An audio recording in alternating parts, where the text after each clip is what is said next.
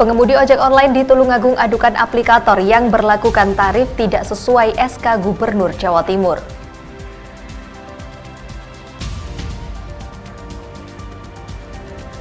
KPU Kota Blitar gandeng 3 organisasi kewartawanan, diantaranya IJTI, PWI, dan AJI.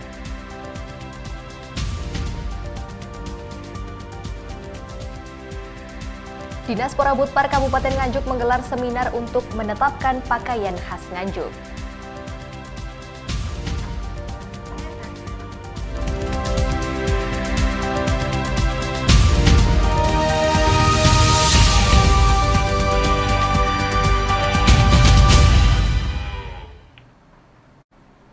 Assalamualaikum pemirsa, Anda kembali menyaksikan Doho hari ini. Itulah tadi sejumlah cuplikan berita pilihan yang sudah kami kumpulkan dan rangkum untuk hari ini. Bersama saya Talia Rosy, inilah berita selengkapnya.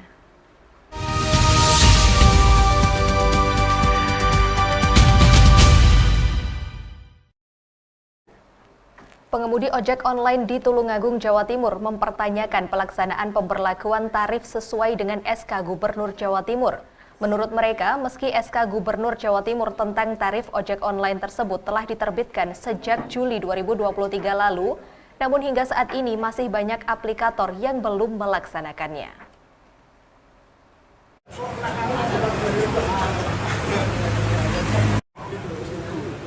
Belasan perwakilan pengemudi ojek online di Tulungagung, Jawa Timur yang tergabung dalam Asosiasi Ojek Online Tulungagung Selasa siang mendatangi kantor Dinas Perhubungan setempat.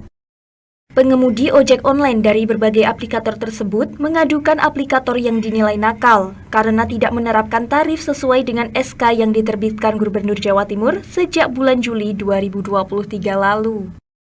Koordinator Asosiasi Ojek Online Tulungagung sekaligus penanggung jawab Front Driver Online tolak aplikator nakal. Frontal Tulungagung Pungki Devianto mengatakan, saat ini penerapan tarif sejumlah layanan pada beberapa aplikator ojek online dinilai sangat minim. Kondisi tersebut berdampak pada pendapatan para pengemudi ojek online. Para pengemudi ojek online ini meminta agar Bupati Tulungagung dapat segera melaksanakan SK Gubernur tersebut dengan menindak aplikator agar segera menyetarakan tarif sesuai SK Gubernur tersebut. Kita mempertanyakan SK Gubernur yang sudah turun bulan Juli kemarin. SK tersebut mengutarakan tarif batas bawah ojek online dan taksi online. Tapi ternyata di lapangan khususnya di Tulungagung belum terlaksanakan. Jadi kita kesini mempertanyakan SK-nya itu SK beneran atau cuma SK-SK-an yang untuk meredam teman-teman di lapangan. Harapannya semua aplikasi harus mengutarakan tarif sesuai SK tersebut. Apa tuntutannya? Itu mengutarakan tarif dan melaksanakan SK Bupati, Gubernur. Selama ini realitanya gimana? Realitanya ada satu jasa yang sesuai SK tapi kebanyakan belum tercapai. Mungkin hanya 20% dari jasa ojek online yang sesuai SK, selebihnya kurang. Dampaknya apa sih Mas jika di bawah tarif itu? Dampaknya penghasilan ojek kurang dong. Kita seharusnya dapat bersih dari antara sekilo 4 kilo 8.000 malah di bawah itu. Kayak gitu. Hampir semua aplikasi kurang dari SK tersebut. Semua layanan. Sementara itu, Kabid Perhubungan dan Sarana Dinas Perhubungan Tulungagung, Jarmani, usai menemui para pengemudi ojol mengatakan pihaknya akan menindaklanjuti aduan adanya dugaan pelanggaran tersebut dengan mengkomunikasikannya dengan perwakilan aplikator di Tulungagung. Selamat siang, jadi teman-teman dari AUTA, ini di Tulungagung ternyata ada dua asosiasi ya, semacam akibat itu ada dua, Polta, satu Persatuan Ojek Online Tulungagung, terus yang kedua ini AUTA, Asosiasi Ojek Online Tulungagung.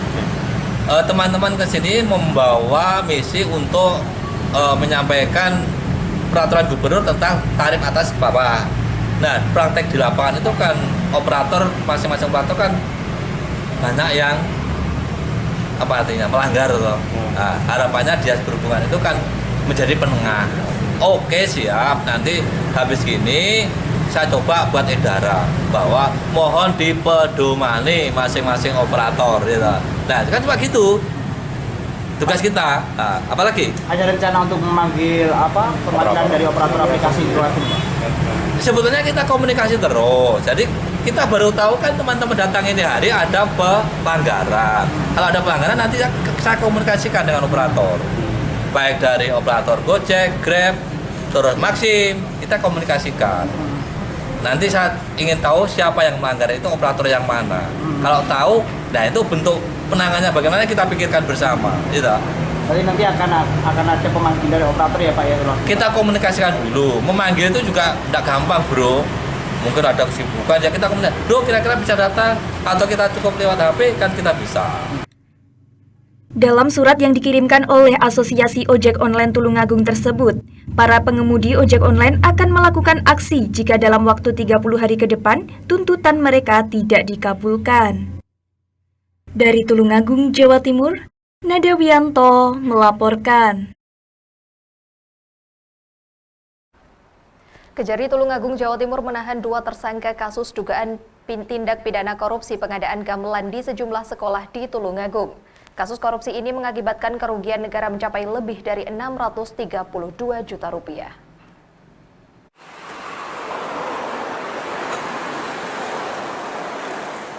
Kedua tersangka terlibat dalam kasus korupsi pengadaan gamelan di lingkup Dinas Pendidikan Tulungagung, Jawa Timur adalah Heri Purnomo, ASN yang menjabat sebagai pejabat pembuat komitmen atau PPK, dan Zulkornen Ahmad, Direktur CV Bina Insan Cita sebagai pelaksana proyek.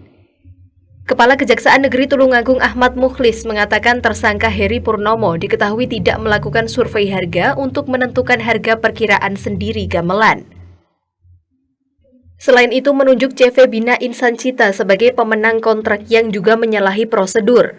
Sayangnya, PPK tetap menerima barang dari kontraktor penyedia meskipun tidak sesuai spesifikasi. Sedangkan Zulkornen diduga melanggar hukum karena menyediakan gamelan yang tidak sesuai dengan spesifikasi teknis yang tercantum dalam kontrak. Dari hasil audit BPKP Provinsi Jawa Timur, kerugian negara akibat perbuatan kedua tersangka mencapai 632 juta rupiah. Dalam perkara ini, tersangka Zulkornen telah menitipkan uang sebesar 170 juta kepada Kejari Tulungagung sebagai pengganti kerugian keuangan negara. Berdasarkan surat keputusan Kepala Dinas Pendidikan, Pemuda dan Olahraga Kabupaten Tulungagung nomor 188/068/104/2020 tanggal 11 Januari 2020 tentang penunjukan pejabat pembuat komitmen di lingkungan Dinas Pendidikan, Pemuda dan Olahraga Kabupaten Tulungagung tahun anggaran 2020 yang bertanggung jawab dalam pelaksanaan pengadaan alat kesenian tradisional tahun anggaran 2020 untuk lembaga SD sekabupaten sekolah dasar, saya ulangi, lembaga sekolah dasar sekabupaten Tulungagung pada Dinas Pendidikan, Pemuda dan Olahraga Kabupaten Tulungagung yang telah melakukan perbuatan, yaitu 1. Tersangka Heri Purnomo SPD selaku pejabat pembuat komitmen tidak melakukan survei harga dan dalam menentukan harga perkiraan sendiri. Jadi intinya dia pokoknya tidak melaksanakan survei harga dalam menentukan. PPK itu berwenang menentukan harga perkiraan sendiri ya sesuai dengan peraturan LKPP dan seterusnya.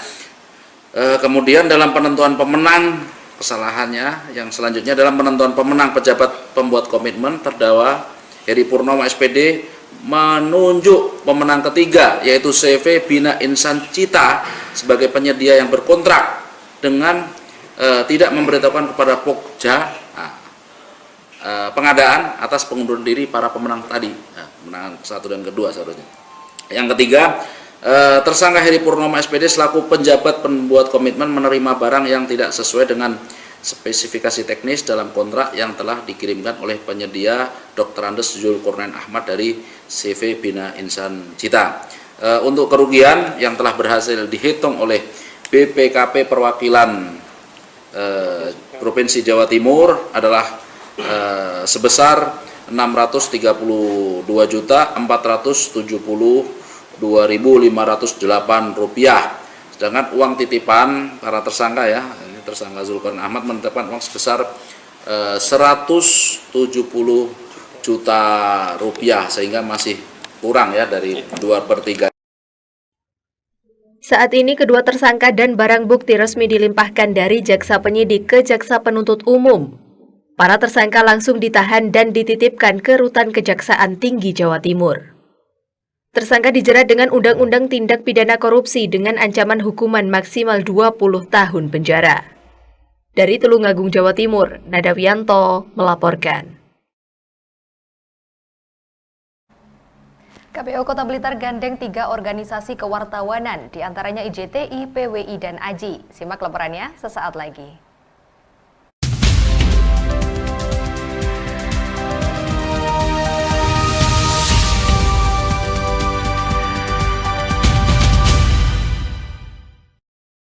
Di, malam di, jangan lupa charger mobilnya, pakai PLN Mobile, mumpung lagi diskon.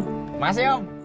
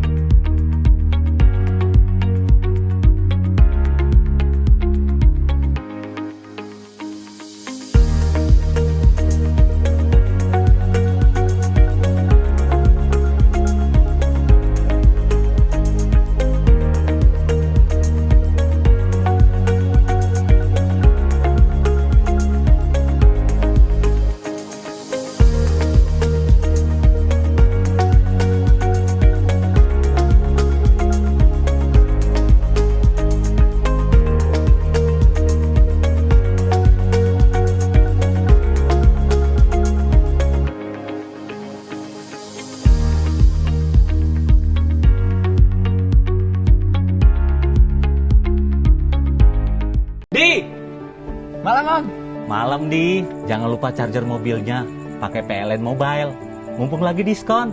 Masih Om.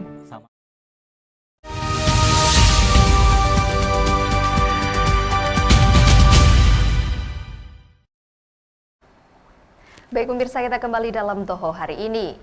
Belasan warga penyandang disabilitas netra di Tulungagung, Jawa Timur mengikuti pelatihan komputer. Kegiatan yang digelar oleh Persatuan Tunanetra Indonesia atau Pertuni ini untuk meningkatkan daya saing penyandang disabilitas netra di lapangan kerja dalam menghadapi era industri digital saat ini. Pak Dedi, Mas Hari, kopinya. Pelatihan komputer ini digelar di salah satu rumah anggota Pertuni di Desa Bono, Kecamatan Boyolangu, Tulungagung, dan diikuti oleh belasan peserta dari anggota Pertuni setempat. Dalam pelatihan ini, peserta belajar keterampilan dasar menggunakan aplikasi kantor seperti Microsoft Word, pemahaman tentang perangkat bantu fisik dan perangkat lunak, dan keterampilan penulisan dengan keyboard khusus tunanetra. Dengan pelatihan ini, penyandang disabilitas punya bekal keterampilan sehingga bisa bersaing di dunia digital. Mereka bisa mencari peluang pekerjaan atau berbisnis sesuai kemampuan mereka seperti mengakses online shop untuk produk mereka. Kami bertujuan untuk bisa menggali potensi daripada teman-teman karena dari pengalaman yang sudah ternyata teman-teman juga banyak yang bisa mengoperasionalkan komputer selagi mereka memang mau belajar.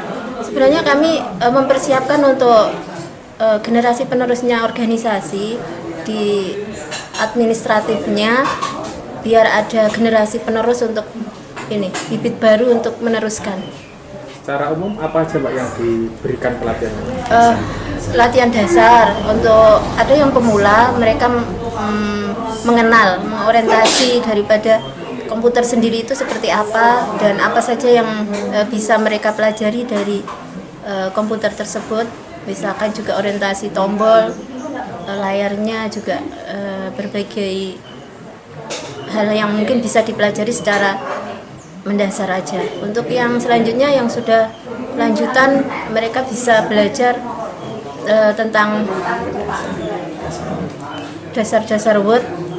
Ada juga mereka ya nantinya mungkin akan lebih lanjut lagi bisa ke Excel dan sebagainya. Ada kendala dan solusinya seperti apa Mbak?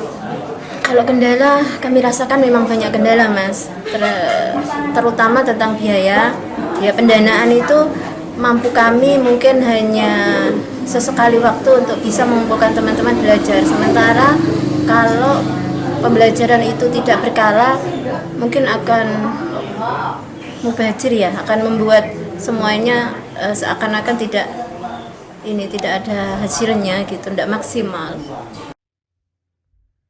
Pelatihan komputer ini, peserta pun terlihat antusias. Mereka merasa lebih mandiri dalam menggunakan teknologi komputer, serta dapat meningkatkan keterampilan teknis mereka dalam menggunakan perangkat keras dan lunak. Termasuk menggunakan media sosial atau platform komunikasi online untuk berinteraksi dengan teman, keluarga, dan komunitas. Sementara bagi yang bekerja atau belajar, pelatihan komputer dapat membantu mereka mengoptimalkan produktivitas dan partisipasi dalam tugas atau proyek.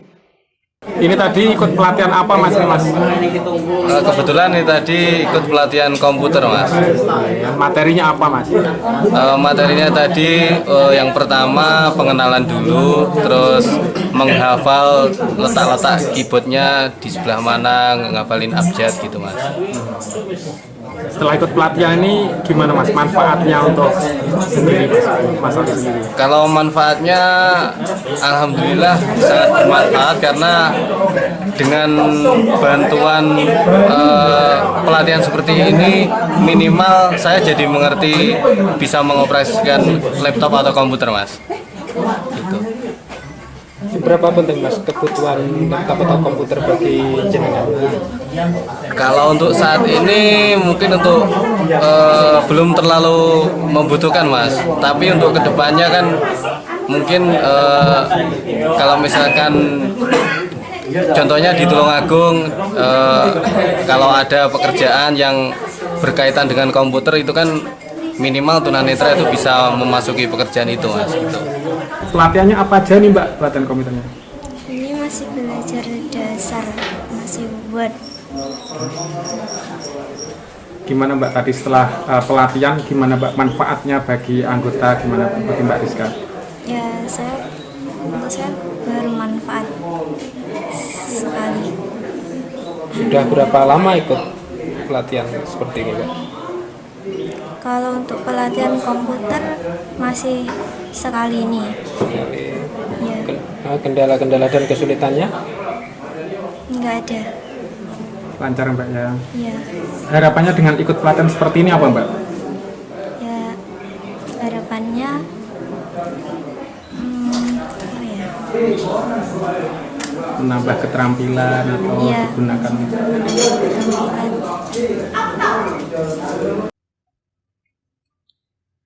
Rencananya pelatihan komputer ini akan digelar secara berkala sehingga keterampilan dasar komputer yang telah dipelajari peserta bisa terus meningkat dan berkelanjutan. Dari Tulungagung, Jawa Timur, Nadawianto melaporkan.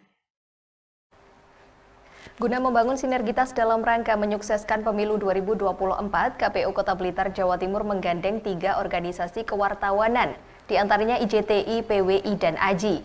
KPU Kota Blitar menganggap pers sebagai mitra strategis untuk menyebarluaskan informasi kepemiluan hingga menjangkau seluruh lapisan masyarakat.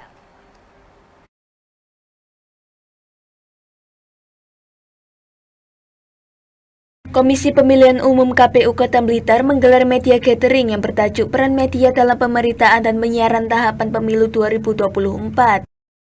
Acara tersebut berlangsung di salah satu rumah makan di Kecamatan Kepanjen Kidul, Kota Blitar.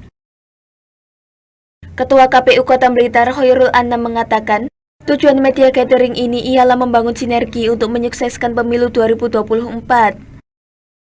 Pihaknya menganggap pers sebagai mitra strategi untuk menyebarluaskan informasi kepemiluan hingga menjangkau seluruh lapisan masyarakat. Sebab peran media dalam pelaksanaan pemilu 2024 sangat penting. Baik itu berperan sebagai agen sosialisasi dan informasi, hingga media dapat meningkatkan partisipasi pemilih dalam pemilu. Selain menggandeng 3 organisasi kewartawanan yakni IJTI, PWI, dan AJI, KPU Kota Blitar juga mengundang Dewan Pers untuk menjadi pemateri tata cara peliputan saat pemilu 2024. Melaksanakan media gathering. Sebenarnya media gathering ini lebih ke soal penyampaian informasi terkait tahapan-tahapan logistik. Ya biasanya kan dalam bentuk rilis, tapi kita buat dalam bentuk model yang lain. Jadi teman-teman kita kumpulkan, kemudian kita berikan narasumber yang punya kompetensi di bidang jurnalistik. Nah, dalam hal ini hari ini kita menghadirkan dari Dewan Pers, kemudian 3 organisasi profesi, baik itu PWI, AJI maupun IJTI.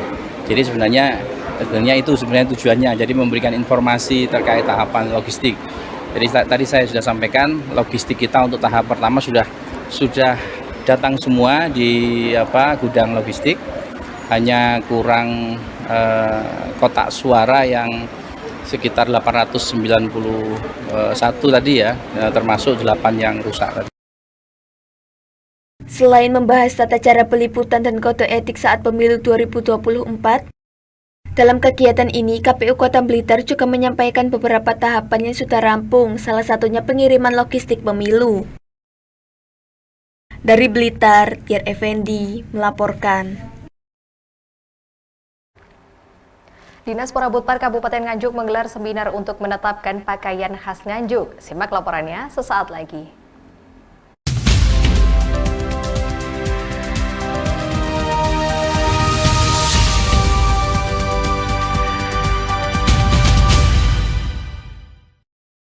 Di!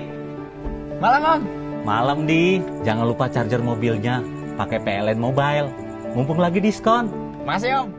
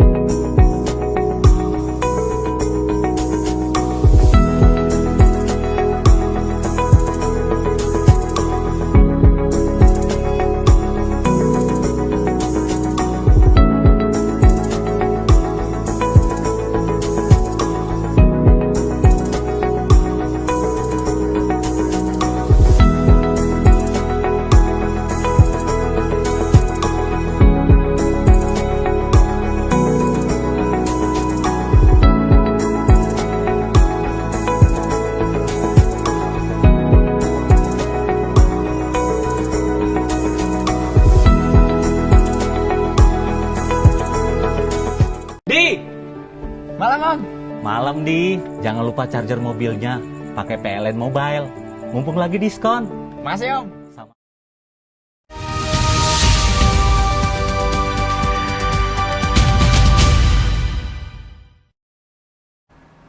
Baik pemirsa, kita kembali dalam Doho hari ini. Dinas Porabutpar Kabupaten Nganjuk menggelar seminar untuk menetapkan pakaian khas Nganjuk. Dalam kegiatan ini terdapat 3 model pakaian yang diseminarkan berdasarkan penelusuran sejarah. Cara tentang jadi pada Dinas Kepemudaan, Olahraga, Kebudayaan, dan Pariwisata Dinas Porabutpar Kabupaten Nganjuk menggelar seminar menggali pakaian khas Nganjuk. Berdasarkan kajian sejarah dan kearifan lokal yang dilaksanakan di Hotel Front One Kabupaten Nganjuk. Kegiatan yang menghadirkan sejumlah narasumber yang diikuti oleh peserta dari berbagai komunitas ini bertujuan menetapkan pakaian khas Nganjuk.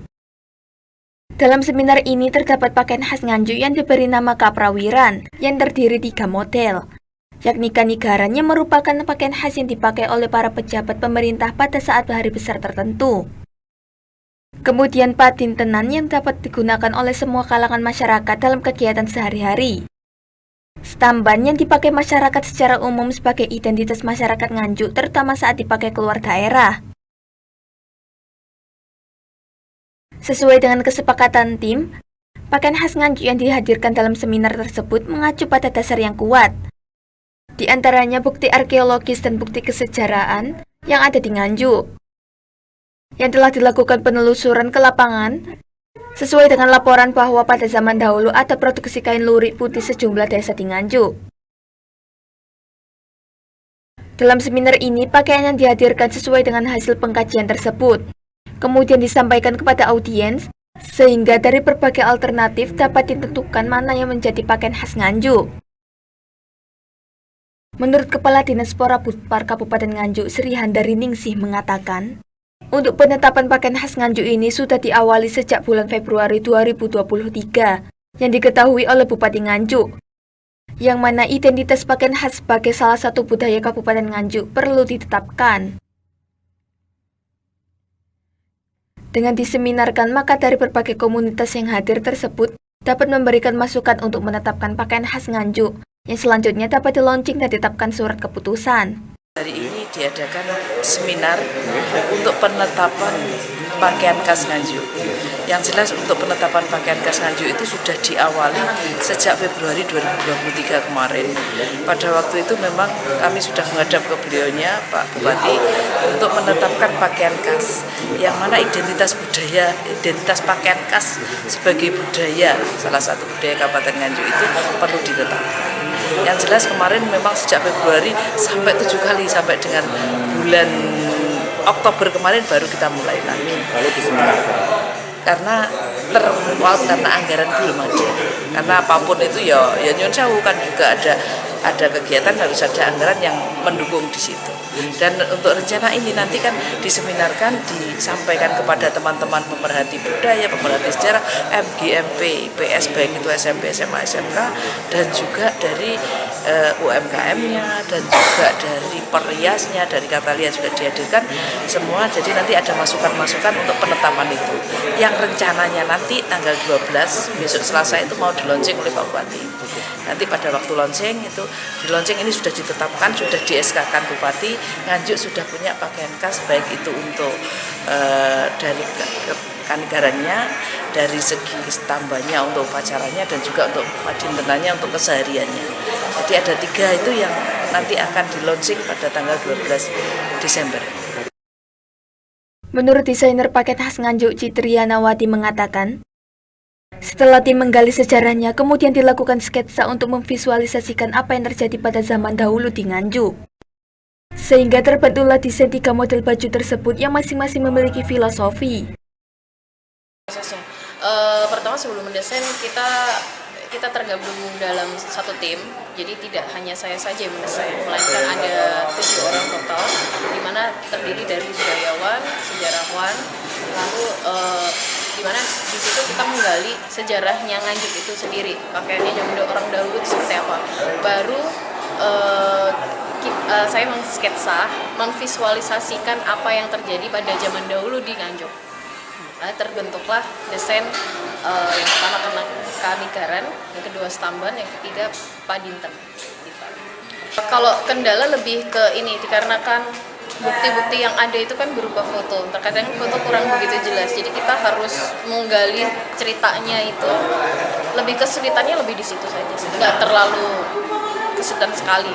Lebih ke visualnya berupa fotonya itu terkadang kurang jelas, jadi kita menggalinya itu tidak hanya berupa fisik foto aja, kan namanya yang zaman dulu kan yang buktinya kan peninggalan, nah itu kita gali semua. Selanjutnya, hasil seminar ini diserahkan kepada Bupati Nganjuk untuk di-launching dan ditetapkan sebagai pakaian khas Nganjuk. Dari Nganjuk, Asep Bahar melaporkan. Baik pemirsa, informasi tadi sekaligus menutup perjumpaan kita di Doho hari ini. Simak terus informasi yang terjadi di Kediri dan sekitarnya setiap Senin sampai Kamis pukul 12 dan Jumat pukul 13 waktu Indonesia Barat. Saya Tali Roshi, mewakili kerabat kerja yang bertugas, mohon undur diri. Terima kasih atas kebersamaannya. Wassalamualaikum warahmatullahi wabarakatuh.